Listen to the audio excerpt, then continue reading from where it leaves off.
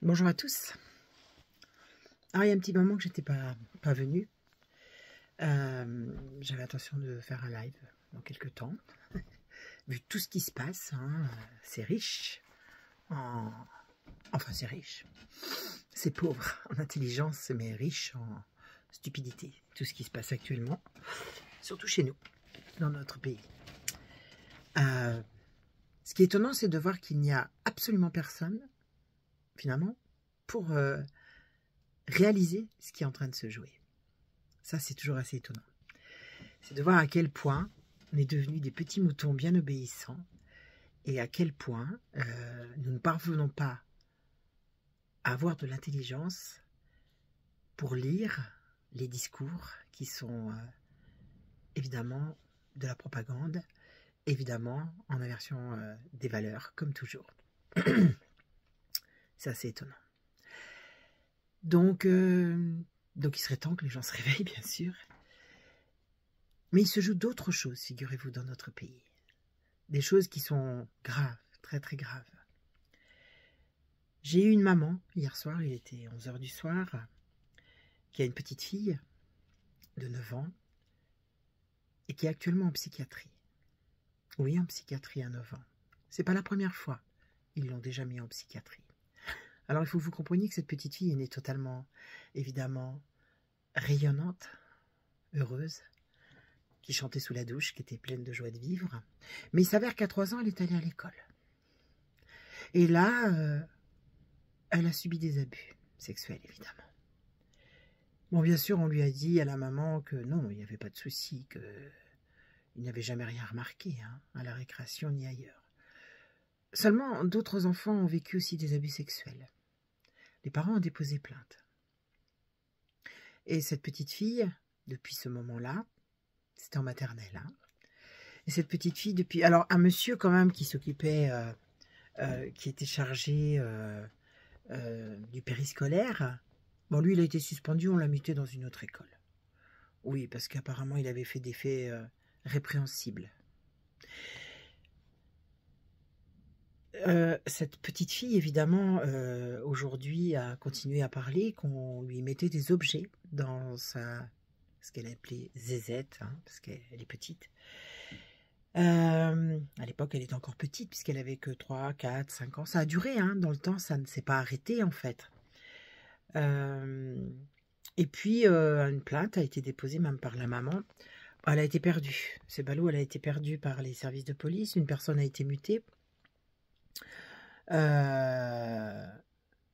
après ça, une AEMO s'est mise en place. Oui, parce que la maman est folle, hein, bien sûr, tout ceci n'existe pas. Et c'est le juge, hein, qui l'a fait. Hein, c'est toujours un juge qui met une AEMO en place.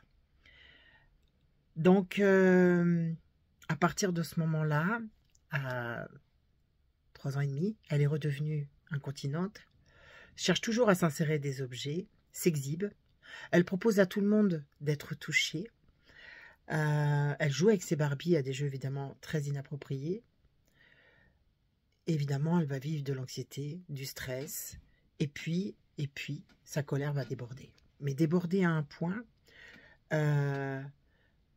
où on explique que la maman aime trop ses enfants. Ouais, ça, c'est un problème. De trop aimer ses enfants, c'est vraiment un problème dans ce pays.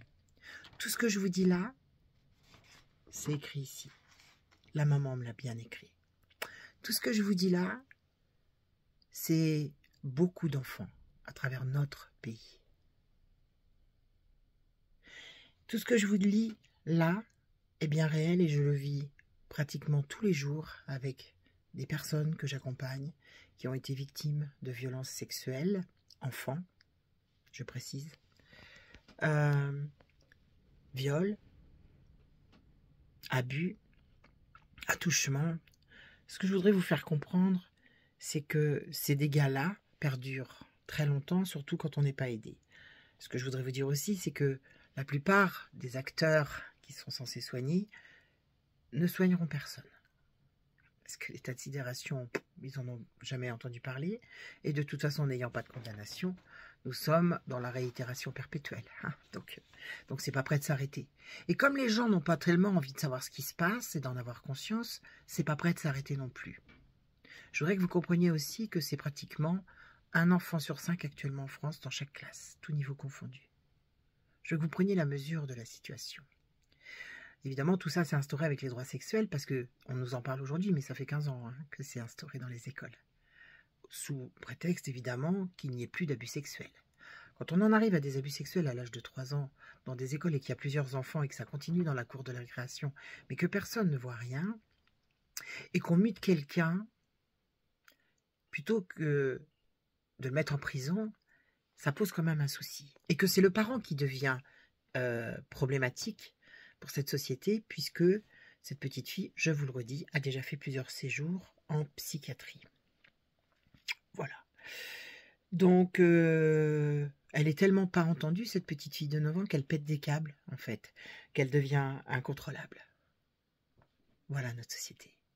Voilà la société que nous sommes en train de construire, que tout le monde accepte, en me disant « Non, mais je suis réveillée. » Non, t'es pas réveillée, en fait. Non, t'es pas réveillée. Je te le dis, tu n'es pas réveillée. Cette situation, se passe du côté de Grenoble. Mais j'ai d'autres situations à travers la France dont je pourrais vous parler. Je pourrais vous en parler tous les jours, en fait. Je pourrais pleurer tous les jours. Je pleure parfois, d'ailleurs. Tellement c'est violent, en fait. Mais je continue d'être debout, je continue d'aider les victimes autant que je le peux. Alors, à tous ceux qui me disent que je suis négative, il faut arrêter vos stupidités, en fait.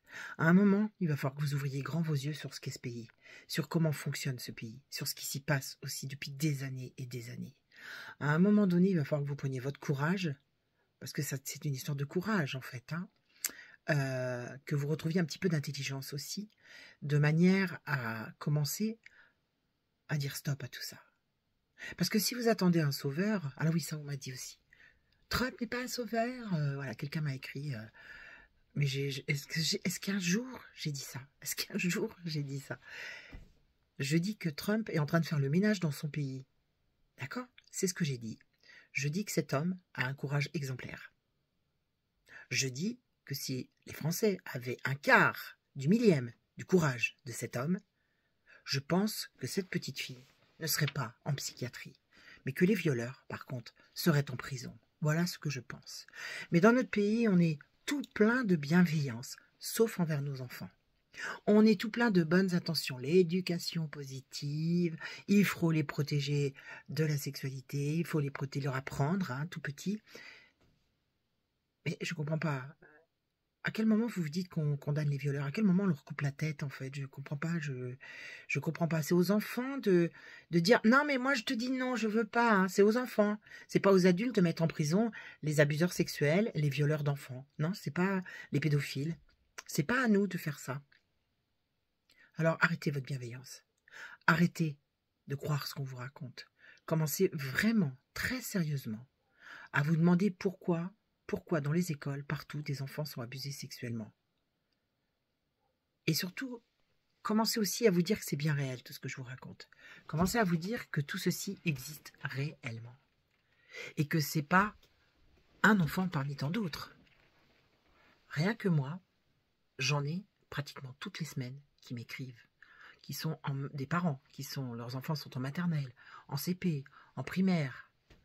Mais quand est-ce que les gens vont se réveiller? Quand est-ce que les gens vont retirer leurs enfants des écoles? À un moment donné, ils prennent tout pouvoir sur vous. J'ai une autre dame qui m'a téléphoné, enfin à que j'ai appelé, parce que c'était tellement dramatique, qui attend son 5e enfant. Alors vous savez, quand on fait la déclaration de grossesse, elle est déclarée à la PMI. Eh bien la PMI a jugé que 5 enfants c'était trop. Bon, non, en fait, il y a un problème dans cette famille. Pourquoi on a 5 enfants? Pourquoi ils sont dans le privé en plus? Établissement catholique, vous vous rendez compte? Donc là, on lui intime l'ordre pratiquement de recevoir une assistante sociale de la PMI. Alors là, je vous le dis, à partir du moment où il rentre chez vous, ça va être un gros problème.